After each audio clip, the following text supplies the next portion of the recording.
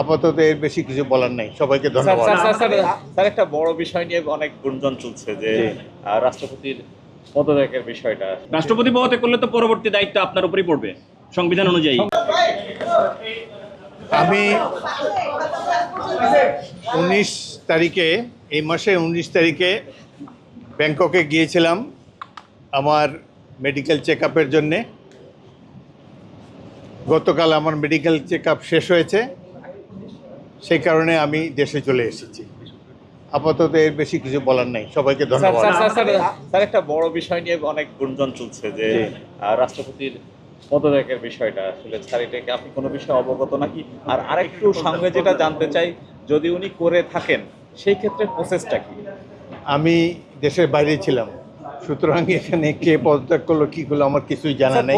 এখন হয়তো জানতে পাবো, মানে উনি জানি না। মানে স্যার কি যদি রাষ্ট্রপতি যদি পদত্যাগ করেন তাহলে স্পিকারের কাছে পদত্যাগ করবেন এবং আগামী 90 দিনের মধ্যে জাতীয় সংসদ একজন নতুন প্রেসিডেন্ট নির্বাচিত করবেন। এই হলো সংবিধানের পজিশন।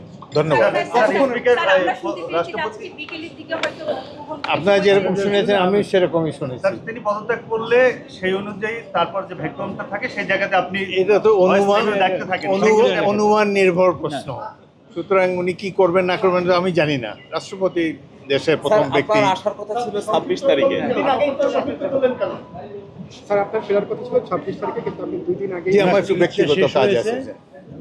মানে রাষ্ট্রপতি পদত্যাগ করলে আমার মেডিকেল চেক আপ যেহেতু শেষ হয়েছে সেই জন্যই আমি এসেছি। রাষ্ট্রপতি পদত্যাগ করলে তো পরবর্তী দায়িত্ব আপনার উপরই পড়বে সংবিধান অনুযায়ী। এটা একটা ট্র্যাডিশনালি বাংলাদেশের সংবিধানে লেখা আছে, যখন রাষ্ট্রপতি পদত্যাগ করে তখন অ্যাক্টিং স্পিকার হিসাবে, অ্যাক্টিং রাষ্ট্রপতি হিসেবে স্পিকার দায়িত্ব পালন করেন। বাট মূল রাষ্ট্রপতি নির্বাচন করে জাতীয় সংসদ, সেটা 3 মাসের মধ্যে করতে হয়। এটা হলো সংসদের পজিশন। Thank you. ধন্যবাদ স্যার।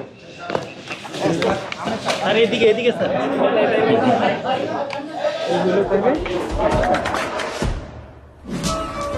দেশে দেশে সবার সাথে দ্য নিউজ।